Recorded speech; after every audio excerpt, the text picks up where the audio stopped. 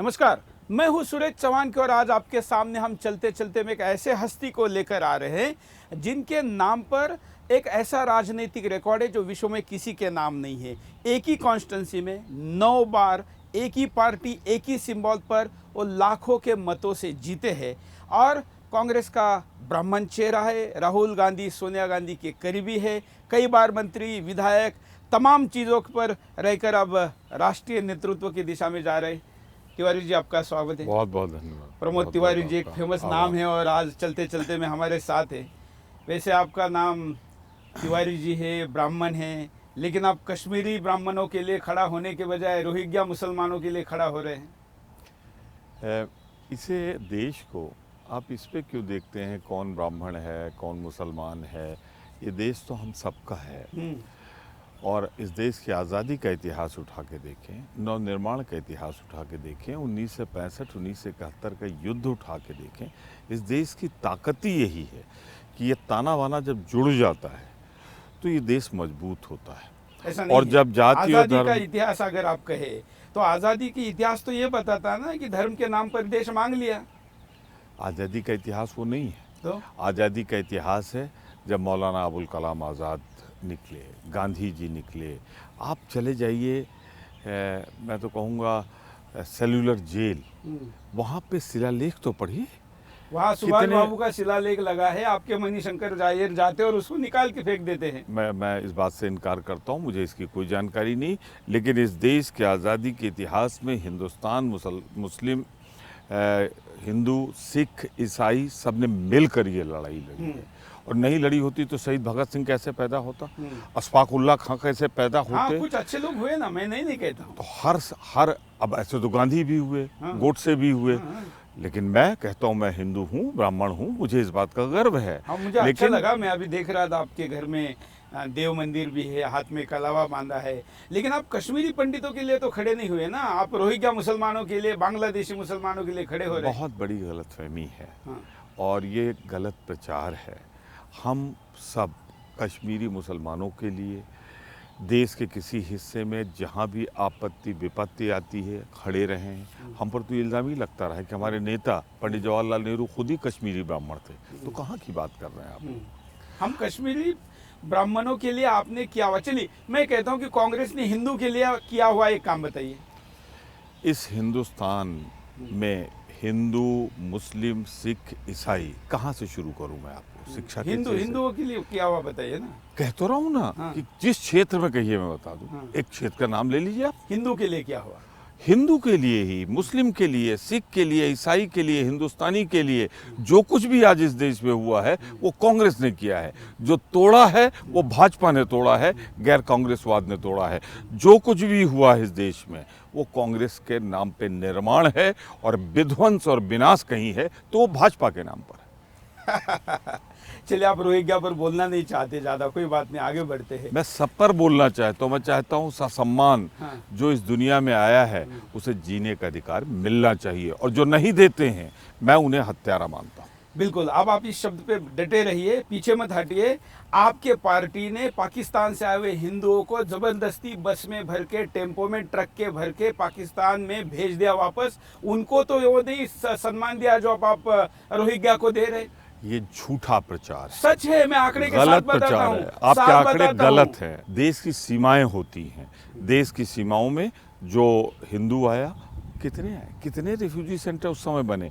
उस समय कहाँ थी भारतीय जनता पार्टी? ये तो आग लगा रहे थे। जो लोग आए उनको शरणार्थी बना के किसने बसाया? पंडित जो 2 साल पहले की, 3 साल पहले की। सुनिए, बात सिर्फ 2 साल 1 साल की बात मत करिए। बात करिए पूरे इतिहास की। किसने इन शरणार्थियों को बसाया? आज उन्हीं शरणार्थियों में अडवाणी जी कहाँ से आए थे? किसने बसाया था? जनसंघ ने बसाया था उन्हें। कांग्रेस ने नहीं बसाया होता तो अडवाणी जी यहाँ आते? तो छोड़िए इन सब बातों को। जो लाए आपने उनको नागरिकता नहीं दी। कश्मीर में 70 साल से बैठा हुआ उत्तर कश्मीर उधर से आया हुआ जो हिंदू है उसको नागरिकता नहीं दी, लेकिन रोहिंग्या को आपने जम्मू में बिठा के नागरिकता भी दे दी, रेशन कार्ड दिया, आधार कार्ड दिया, वोटर बना दिया। ये जहर वो बोलते हैं जो देश को कमज़ोर करते हों, जिन्होंने देश की आज़ादी में अंग्रेज़ों का साथ दिया था। ये जहर, ये भाषा उन लोगों की है। मैं कहता हूँ दावे के साथ, जिम्मेदारी के साथ, हमने हिंदू को भी गले लगाया, मुसलमान को भी गले लगाया, सिख को भी गले लगाया, ईसाई को भी गले लगाया। अगर सम्मान दिया तो दिया। जहाँ आग लगी थी अगर बुझाया तो अपने प्राणों की आहूत देकर इंदिरा गांधी ने बुझाया, राजीव गांधी ने बुझाया, और कहीं अगर आग लगी तो भाजपा का झंडा वहाँ नजर आएगा आपको।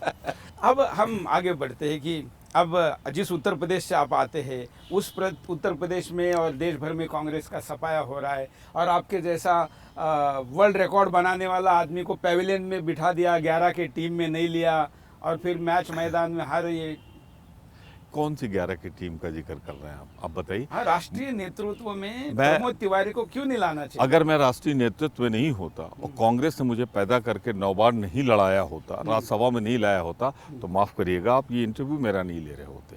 इसलिए ले रहे हैं कि आज मुझे मेरी पहचान अगर किसी ने बनाई है तो मुझे गर्व है, तिरंगे वाली पार्टी कांग्रेस ने बनाई है, और आज इसीलिए आप मेरा इंटरव्यू ले रहे हो, वरना क्यों लेते? नहीं, इससे भी अच्छी पहचान बन सकती है आपकी। और मैं ये भी कह सकता हूँ कि जितनी मुझे मिला है उस पर मुझे संतोष है, और ये अंत नहीं है।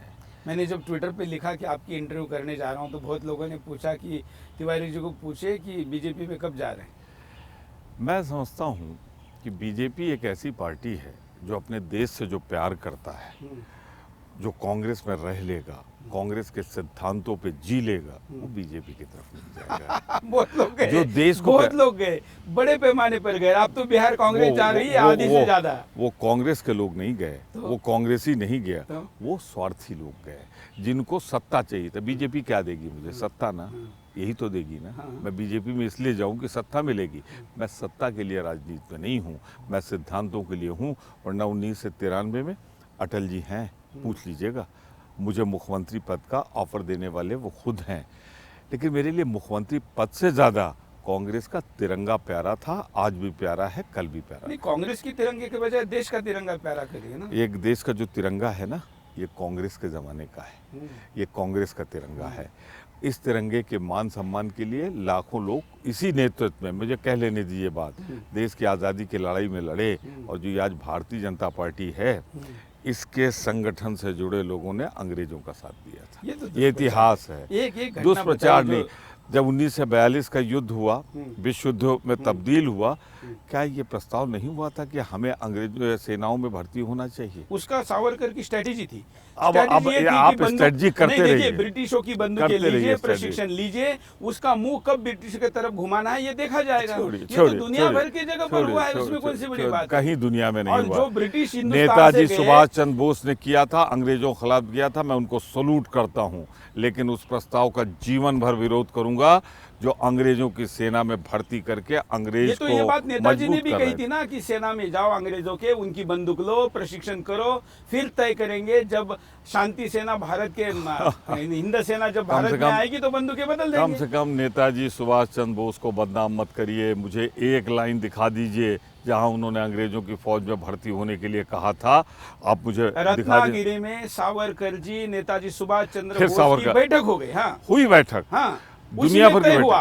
उन्होंने कहीं नहीं कहा तय कि हुआ। आप रासबिहारी बोस के पास जाइए सिंगापुर में, वहां पर उन्होंने हिंदुस्तानी कैदियों की सेना बनाई है, उसका आप नेतृत्व करिए। सावरकर ने सजेस्ट किया था सुभाष बाबू को। छोड़िए, अब सावरकर जी अपनी जगह है, मैं किसी के बारे में कुछ नहीं कहना चाहता, पर नेताजी सुभाष चंद्र बोस को छोटा मत करिए। हम कहा कह रहे हो? सुनिए कि सावरकर जी ने सजेस्ट किया इसलिए गए। अरे वो हमारे राष्ट्रीय अध्यक्ष थे कांग्रेस के, और हमें गर्व है कि सुभाष रिजाइन करवाया। गलत है, आप बहुत गलत बोल रहे हैं। हाँ, आपको फैक्ट नहीं, कभी नहीं, कभी नहीं। गांधी जी के कैंडिडेट के खिलाफ चुने गए थे। आपको इतिहास में कांग्रेस का नहीं मालूम। गांधी जी कभी चुनाव ही नहीं लड़े, और कभी कांग्रेस के मेंबर नहीं। पट्टाभ सीतारमैया के खिलाफ चुनाव लड़े, जीते, और उसके बाद वो कांग्रेस अध्यक्ष रहे। हमें गर्व है नेताजी सुभाष चंद्र बोस में। छोड़ा, बहुत से लोगों ने कांग्रेस छोड़ा। जब पूछिए क्यों छोड़ा, उनके सुनिए अच्छे लोग कांग्रेस में हैं, और अगर कहीं अच्छे लोग अगर आपको देखने हो किसी पार्टी में तो कांग्रेस में चले आइए, यही मिलेंगे। सुनिए, यही फर्क है कांग्रेस और भाजपा का।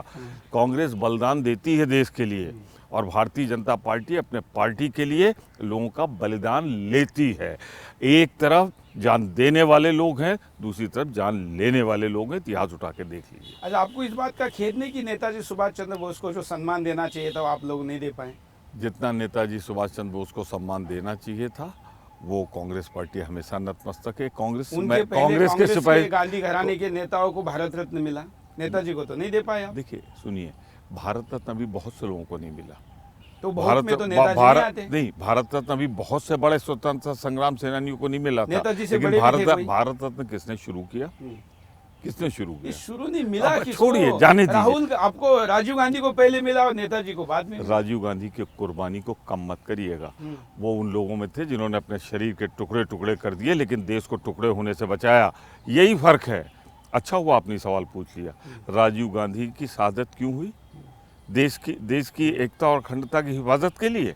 उस आदमी को भारत रत्न नहीं मिलेगा तो उनको मिलेगा जो देश को तोड़ना चाहते। हम कह रहे पहले क्यों नहीं मिला? छोड़िए, जाने दीजिए। बहुत से लोगों को नहीं मिला। नेताजी सुभाष चंद्र बोस जैसे लोगों को मिलना चाहिए, उनको और सम्मान देना चाहिए। ये राष्ट्र ऋणी होगा उन सभी का जिन्होंने देश की आजादी में किया। और मेरे जीवन आप के लोग गाना गाते मेरे हैं कि जीवन दे के दी हमें आजादी बिना खड़ग बिना ढाल, साबरमती के संत तूने कर दिया कमाल। तो आप तो नेताजी को क्रेडिट कहाँ दे रहे हैं? आप तो बिना खड़ग बिना ढाल ही बोल रहे हैं। अब मुझे ऐसा लगता है वो बोलना पड़ेगा जिसको मैं बचा रहा था। बोलिए ना। गोडसे की विचारधारा और गांधी की विचारधारा का यही संघर्ष होता है। तो क्रांतिकारी सारे गोडसे थे, ऐसा आपका कहना है? भगत सिंह, नेताजी, सुभाष चंद्र। काश गोडसे क्रांतिकारी होते। मैं क्रांतिकारी नहीं मानता, उन्हें गांधी का हत्यारा मानता हूँ। उनको क्रांतिकारी कहना से नेताजी सुभाष चंद्र बोस, भगत सिंह जैसे क्रांतिकारियों का अपमान होगा। गोडसे क्रांतिकारी नहीं थे, हत्यारे थे, गांधी के हत्यारे थे। और ये भी सही है, दुनिया का पहला प्रयोग अहिंसा के रास्ते पर चल के, सत्य के रास्ते पर चलकर, बिना हथियार उठाए अगर देश को किसी ने आज़ादी दिलाई है तो उसका नाम था हमारे राष्ट्रपिता महात्मा गांधी, जिनके हत्यारे की पूजा, इबादत, महिमा मंडन भाजपा और भाजपा से जुड़े लोग करते हैं। मुझे बताइए, आप फिर बोल रहे हैं कि बगैर हथियार उठाए आज़ादी दी थी, फिर नेताजी सुभाष चंद्र बोस को आप कैसे महान कह रहे? एक तरफ नेताजी सुभाष चंद्र बोस जिस रास्ते पे चले थे वो एक महान रास्ता था, वो मंजिल तक नहीं पहुंच पाए। लेकिन इस सच्चाई से क्या आप इनकार कर देंगे कि इस देश की आज़ादी महात्मा गांधी के नेतृत्व में कांग्रेस के आंदोलन के साथ हुई? आप कांग्रेस एक राजनीतिक मूवमेंट थी, इसलिए ब्रिटिशों से बात करने में वही आगे जाती थी। हो कांग्रेस कहती थी ब्रिटिश हटाओ और भाजपा से जुड़े संगठन कहते थे अंग्रेजों की फौज बढ़ाओ। तो एक तरफ राजभक्त कांग्रेस थी, दूसरी तरफ ब्रिटिश भक्त भाजपा के जुड़े संगठन थे। आपसे इसलिए इतना वैचारिक बात कर रहा हूँ क्योंकि आजकल कांग्रेस में ऐसे लोग बचे नहीं है जिनके पास ये सारी वैचारिक बातें हो। इसीलिए मैं कहता हूँ, जब आपने सवाल पूछा भाजपा में कब जाओगे, तो मैं इसीलिए मैंने जवाब दिया आपको। कांग्रेस में जो रहेगा ना, वो कुछ पद पे रहे न रहे, लेकिन कांग्रेस में रहना गंगा की तरह पवित्र रहना है। हमारे हाथ में किसी निर्दोष के खून से नहीं रंगे। सच पूछिए हाँ। तो मोदी पे भरोसा भाजपा के लोगों को नहीं रह गया है, कुछ दिन बाद जारी हो जाए। चलिए, आपका है? मेरा प्रधानमंत्री के रूप में जितने इन प्रधानमंत्री पद पर वो हैं, प्रधानमंत्री के रूप में आदर है, लेकिन इस देश भरोसा नहीं है। क्यों नहीं? इसलिए कि उन्होंने देश के भरोसे को तोड़ दिया।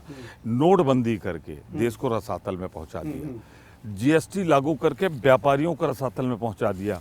आज जीडीपी अगर 5.7 पे आ गई है तो मनमोहन सिंह की भविष्यवाणी सही साबित हुई है कि 2% जीडीपी घटेगी, और 1% जीडीपी घटने पे 1 लाख करोड़ से ज़्यादा का देश का नुकसान होता है। मैं पूछना चाहता हूँ, मोदी जी ने आज तक जितने कदम उठाए वो सब देश के खिलाफ चले गए। लंबी आप बताइए सर्जरी का ऐसा ही उपाय होता है ना, जब लंबा उपाय करना होता है तो उसका शुरुआती परिणाम घातक दिखते हैं, लेकिन लंबे जाकर वो ठीक दिखते हैं। यही तो बेशर्मी है भाजपा की। जीएसटी तो आप ही लाने चाहने वाले थे। हमारी जीएसटी अलग थी, एक देश एक टैक्स, इसमें तो 24 टैक्स। अब 34-35% तक लोगों को पे करना पड़ रहा है। वो गरीब मजदूर जिसके पास खाने को नहीं, वो 5% उस बुनकर से आप करा रहे हैं। जो व्यापारी बेचारा सुबह से शाम तक जोड़ता है तो अपने परिवार के लिए रोजी रोटी रखता है, उससे जीएसटी आप अदा करा रहे हैं। मैं आपसे एक चीज़ कहना चाहता हूँ, अगर कोई प्रधानमंत्री जिसमें आत्मसम्मान होता, देश के प्रति प्यार होता, तो खड़े होकर लाल किले के प्राचीर पे बोलता 15 अगस्त को कि हाँ, नोटबंदी का जो कदम जिस उम्मीद से हमने उठाया था वो गलत साबित हुआ। 15 लाख करोड़ रुपए जमा हो गया, 99%। ये मेरी भूल थी, मैंने ही बयान दिया था कि 30-40% काला धन है, वो नहीं आया। हाँ, ये तो तो हम कह इसके रहे हैं लिए ना, इसके लिए मैं कह रहा हूँ 130% में से केवल 99% आया, इसका मतलब 130% नहीं, 31% तो नहीं आ पाया ना, वो तो स्क्रैप हो गया। जितनी नोट छपी थी उसका 99% वापस आ गया, अब रह गया 1% बाहर। तो जो आप कहते थे कि जितनी नोट छपी है इसमें 30% ब्लैक मनी है, वो कहाँ है? जो तो फर्जी नोटें छपी थी वो तो गई ना। मैं एक कठोर शब्द आपसे कहना चाहता हूँ, हाँ। बहुत कठोर। हाँ। भाजपा की सरकार ने एक दलाल के तौर पे काम किया है काले धन को सफेद करके बैंक में पहुंचाने का। चलिए, हम उस पर ज़्यादा नहीं बढ़ते क्योंकि 23 मिनट में कई विषय लेने हैं, कई सवाल लोगों ने पूछे हैं। अब जिस सवाल पे मैं आया था कि राष्ट्रीय अध्यक्ष कब बनेंगे आप कांग्रेस के? देखिए, राष्ट्रीय अध्यक्ष आज सोनिया जी, कल राहुल होंगे। देखिए, ये हमारे यहाँ तो लोकतंत्र है। हाँ। हमारे यहाँ तानाशाही नहीं है। लोकतंत्र केवल गांधी घराने में है, उसके बाद प्रियंका होगी। इस देश में और कांग्रेस में है। आप अगर आपकी इच्छा ये है और शायद अगर पार्टी वो स्वीकार करे तो कौन हो जाएगा, ये तो पार्टी तय करेगी। आज की तारीख में सोनिया जी हैं और मैं उनको अपना नेता मानता हूँ। दो फर्क है, सोनिया जी एकमात्र ऐसी नेता हैं जिन्होंने प्रधानमंत्री पद को ठुकराया है। मैं उन लोगों में शामिल हूँ जो उनके दरवाजे पे गए थे राजीव जी की हत्या के बाद कि आप प्रधानमंत्री बन जाइए, और उन्होंने कहा था मुझे प्रधानमंत्री पद नहीं चाहिए। कौन रोक लेता उनको प्रधानमंत्री बनने से? और एक दूसरे जो प्रधानमंत्री एपीजे अब्दुल कलाम के पास सोनिया जी लिस्ट लेके गई थी, ये मेरे पास इतना समर्थन है, शपथ देने के लिए बुलाइए। 91 में उन्होंने, जब हम लोग गए थे, कांग्रेस का बहुमत आ चुका था, थोड़े से कम थे। नरसिंह राव जी के बनने के पहले पूरी वर्किंग कमेटी गई थी और सोनिया जी ने स्वीकार नहीं किया था। उन्होंने एक तरफ तो देश के लिए अपने पति के शोक में नहीं स्वीकार किया, दूसरी तरफ जीते जी विधवा बना दिया आडवाणी जी को।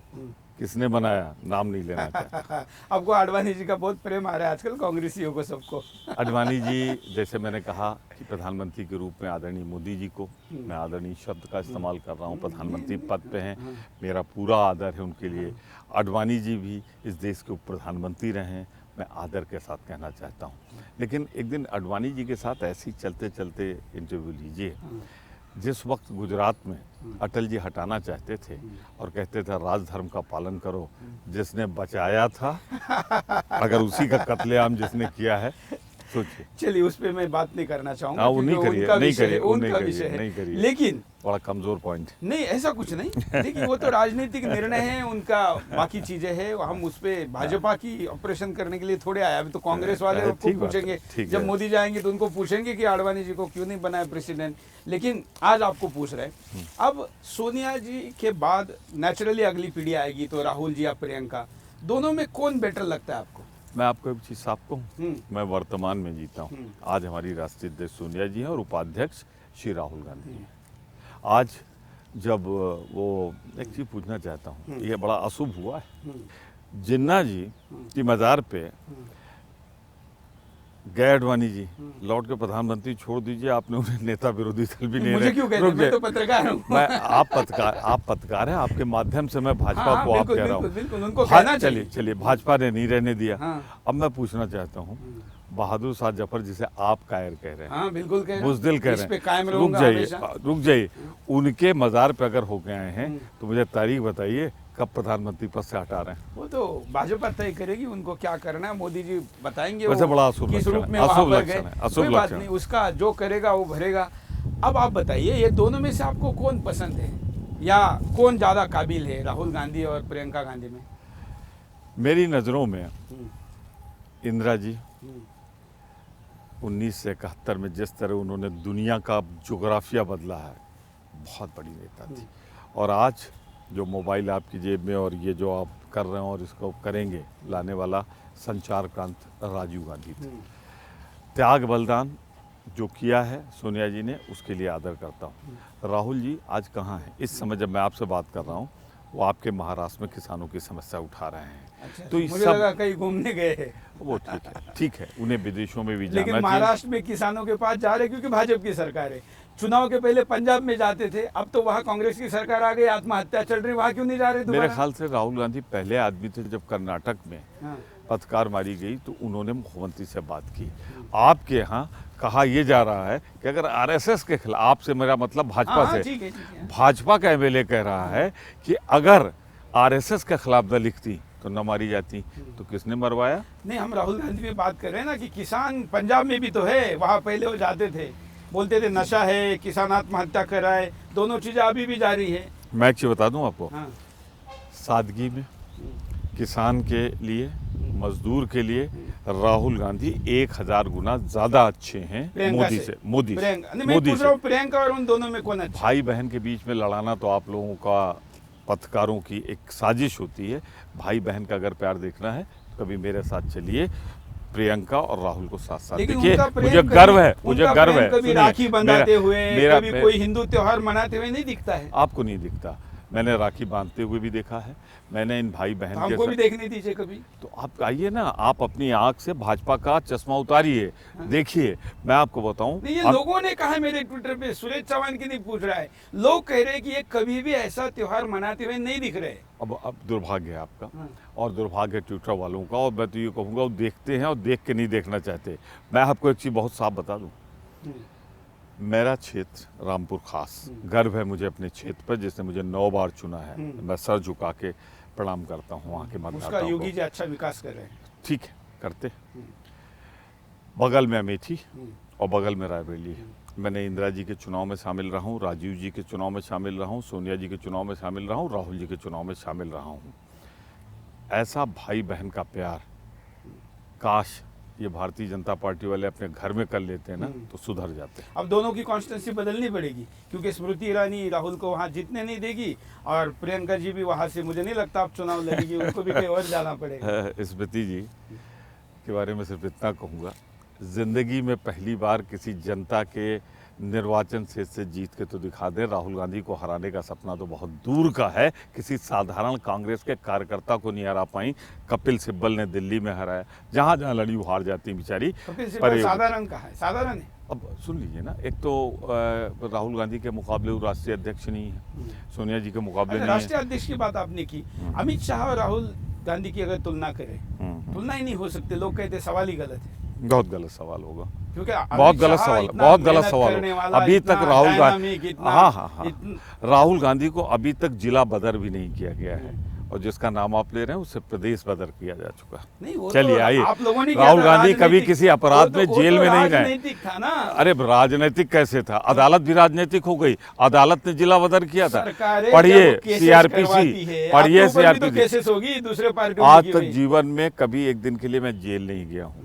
जेल से केसेस तो होगी, लाखों हजारों लोग, कभी नहीं, हजारों लोग। सारे पार्टियों में प्रेम है तिवारी जी, सर पार्टी में आपके मित्र है तो कैसे केसेस? क्या करना चाहिए, AK-47 लेके दूसरे नहीं, पार्टी अच्छा वालों को सूट अच्छा कर है, देना नहीं, चाहिए। अच्छा है, आप सुनिए सुनिए, मेरी बात सुनिए, मेरे हर पार्टी में मित्र हैं, लेकिन मैं एक चीज मानता हूं, अगर सबसे अच्छी पार्टी कोई है तो कांग्रेस, और सबसे बुरी पार्टी कोई है तो भाजपा। कांग्रेस बनाती है, भाजपा तोड़ती है। अब इंटरव्यू के आखिर में आपके 6 महीने बाद ये इतना बड़ा घर, राज्यसभा सब जा रही है, उत्तर प्रदेश से कोई आने की संभावना है नहीं। ये देश बहुत बड़ा है और मेरी पार्टी बहुत बड़ी है। मेरी पार्टी जानती है मेरी क्षमता का क्या उपयोग है। कहाँ कर रही है? आपको तो देश भर में घुमाना चाहिए। मैंने फिर कहा आपसे, दोहरा देता हूँ, अगर मेरी पार्टी ने उपयोग नहीं किया होता तो मेरे लान में खड़े होकर आप बात नहीं कर रहे होते। प्रमोद तिवारी नहीं बना होता, इलाहाबाद हाईकोर्ट में वकालत कर रहा होता।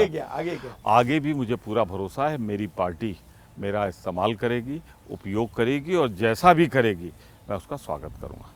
चलिए, आखिरी सवाल, आप तिवारी जी है, इतने धार्मिक है, ये आपकी पार्टी जब गौ मांस के पक्ष में खड़ी होती है, बीफ के पक्ष में खड़ी होती है, तो एक ब्राह्मण होते के नाते अंदर से कभी लगता नहीं कि इसके खिलाफ बोलना चाहिए? एक चीज मैं आपसे कहूं, ये जितनी गो हत्या पे पाबंदी लगी ये कांग्रेस के समय की है। सुन लीजिए, कसाई खाने भी सबसे ज्यादा कांग्रेस के समय में खुले, सबसे ज्यादा भाजपा के नेताओं के हैं, उन्होंने पैसे लेके लाइसेंस दिए हैं। मैं आपसे एक ही चीज पूछना चाहता हूँ, पहला जो जारी हुआ है मोदी जी की उपलब्धि, उसमें पिंक रिवोल्यूशन, समझ गए ना? पिंक रिवोल्यूशन का मतलब मांस के निर्यात में भारत सबसे नंबर 1 हुआ है, अग्रणी हुआ है, और गुजरात का उसमें बड़ा रोल है। किसके नेतृत्व में? मोदी जी के नेतृत्व में। और दूसरा मुझे तो नहीं दिखा ऐसा आंकड़ा, क्योंकि गुजरात में तो गौ हत्या बंद है। अब आप ऐसा उन्होंने करिए, blue revolution आप की ऐसा बात करिए, की है। 6 लोग नॉमिनेट होने वाले हैं, उसमें एक पत्रकार भी होगा, और आपने गाहे बागाए बड़ी मदद की इनकी, उनसे कहिए नॉमिनेट कर दे। नहीं, कभी नहीं तो सुन जाऊंगा। लीजिए, कभी राजनीति में ना नहीं जाना है। ना जाइए, सुरेश क्योंकि चौहान के स्टूडेंट लीडर आप 6 था। महीने बाद मेरा देख रहे थे, इसलिए मैंने आपको मैं एक देखा। स्टूडेंट लीडर था, राजनीति में जाता तो आज महाराष्ट्र में या राष्ट्रीय स्तर पर कुछ होता। मुझे तो पत्रकारिता में जो देशद्रोही घुसे हैं, विदेशी पैसा घुसा है, अंबानी जैसे लोगों ने चैनलों में पैसा लगाया, उससे भारत के मीडिया को शुद्ध करना है, मुक्त करना है। अंबानी को देशद्रोही ना कहिए। मैंने देशद्रोही नहीं, सुन लीजिए, ना कहिए, इसलिए कि अंबानी ने इस देश में बहुत लोगों को रोजगार दिया, उद्योग दिया है। मेरी बात सुनिए, उद्योगपति का पैसा भारत के मीडिया में नहीं चाहिए, मेरा पक्ष है। अब अंबानी के खिलाफ नहीं बोल सकते, मैं जानता हूँ। मैं बोलने जा रहा था, आपने जबरदस्ती रोक दिया। अंबानी ने इस देश को रोजगार दिया, सब दिया, और आपके मोदी जी ने उनको रक्षा मंत्रालय में सामान सप्लाई करने के लिए लगाया, तो उन्हें देशद्रोही मत तो अच्छा है ना, आप तो कतरू जी को देते थे, उससे अच्छा है कि भारत का उद्योगपति उद्योग लगाए, उसको मिले। अगर आज महिंद्रा को दिया है, आज हमने हथियार संपन्न भारत नहीं बनाया होता, तो चीन वापस नहीं चला गया होता। आज भारत की जो रक्षा ताकत है, आज तक तो आप एक कुछ न कर पाए। भाजपा जब आई, हिंदुस्तान की धरती पे युद्ध लड़ा गया, चाहे कारगिल हो और चाहे जो भी रहा हो। पहली बार अगर एक छोगिल नहर को किसी ने पार किया था तो लाल बहादुर शास्त्री के नेतृत्व में, और अगर जोग्राफिया बदला गया था तो इंदिरा गांधी के नेतृत्व में। ये और कैसे, क्यों मालूम है? उस समय हवलदार अब्दुल हमीद, शेखों और लाखों हिंदुओं ने जब लड़ाई लड़ी, तब जाके जीता है देश। और भाजपा का बस चलेगा तो लड़ाई बाहर नहीं, वो अंदर करा देंगे। और जब लड़ाई समाज के अंदर जात धर्म पे होती है, वो देश कमजोर होता है, और इसीलिए हम गुलाम हुए थे। चलिए, हिंदुओं का नाम तो कम से कम मोदी के प्रभाव के कारण आप लिया। मोदी ने बदनुमा दाग लगाया हिंदुत्व पे। मैं हिंदू हूँ, पूजा पाठ करता हूँ। मैंने तो विधानसभा के अंदर भी कहा है, राज्यसभा में भी अभी बोलते हुए लिंचिंग पे कहा है कि मैं हिंदू हूँ, मुझे गर्व है कि मैं हिंदू हूँ। और ऐसा वैसा हिंदू नहीं, पढ़ा लिखा पूजा पाठ वाला हिंदू। लेकिन राम और श्री कृष्ण के खिलाफ, सीता के खिलाफ बोलने वाले अग्रवाल के पक्ष में सुदर्शन चैनल को भी नोटिस देने में आप थे। एक चीज सुनिए, नियम के अनुसार अगर कोई चीज राज्यसभा के अंदर प्रतिबंधित है, तो बाहर अगर कोई लिखता है तो राज्यसभा की अवमानना है। ये मेरा राम की अवमानना बड़ी है या राज्यसभा की अवमानना बड़ी? भारत के संविधान के अनुसार राम की पूजा जिनका आराध्य है उनको करने का अधिकार होना चाहिए। और अगर भारत का संविधान ये कहता है कि राज्यसभा या लोकसभा में बोली गई बात का अक्षर सा पालन करना चाहिए, जो नहीं करता वो अपने संविधान को नहीं मानता, जो अपने संविधान को नहीं मानता वो अपने देश को नहीं मानता, और जो अपने देश को नहीं मानता वो भगवान का छद्म रूप रखता है, भगवान की पूजा नहीं करता, भगवान को साध्य मानता है। अच्छा, अभी आप मिले तो पूछ लेता हूँ, अभी नरेश अग्रवाल तो नहीं है, लेकिन आप उनके साथी है, उनके साथ साइन किया है, सुदर्शन पे क्या कार्रवाई करने का इरादा है? ये एक कमेटी होती है हमारे यहाँ, उसके सामने तथ्य रखे जाते हैं। वो कमेटी सवाल जवाब आपसे भी पूछेगी, आपको भी मौका देगी। उसके बाद जिस निर्णय पे पहुंचेगी उसको हम लोग सब सिरोधार्य करेंगे। अगर एक नोटिस दी गई है कि ये रोकने के बाद सबने रोक दिया, पूरे हिंदुस्तान के प्रेस ने रोक दिया, अगर एक दो ने नहीं रोका है तो उनके खिलाफ फैसला मेरे ख्याल से प्रिविलेज कमेटी करेगी। कुछ लोग तो पहले कह रहे हैं कि सुरेश चौहान को 2 महीने जेल भेजेंगे, चैनल बंद करने की नोटिस देंगे भारत सरकार को। देखिए, ये जो लोग कह रहा हूँ वो जवाब दें। चलिए, आप उनके साथ नहीं है? नहीं, हम एक चीज़ आपसे कहा, मैंने आपको प्रक्रिया बताई कि संविधान के अनुसार नोटिस जाएगी, नोटिस का आप जवाब देंगे। अगर संतुष्ट नहीं होंगे तो कार्रवाई होगी, वरना क्यों कार्रवाई होगी। चलिए, आपने टाइम निकाला, आप आए, हम पुनः जल्दी आपको कांग्रेस के किसी बड़े राष्ट्रीय पद पर बैठते हुए देखेंगे, और फिर चलते चलते करने आएंगे। आपने टाइम निकाला, हम आपके आभारी हैं। मैं आपको बहुत बहुत धन्यवाद देता हूं कि आपने इतना समय दिया, मुझे ज़रा सा अपने विचार व्यक्त करने का मौका दिया और बेबाक रूप से करने का मौका दिया। इसके लिए मैं आपका और सुदर्शन चैनल का आभारी हूं कि आपने मुझे पूरा स्पष्ट करने का मौका दिया। और मैं भी आपसे कभी राज्यसभा में मिलना चाहूँगा अंदर। धन्यवाद।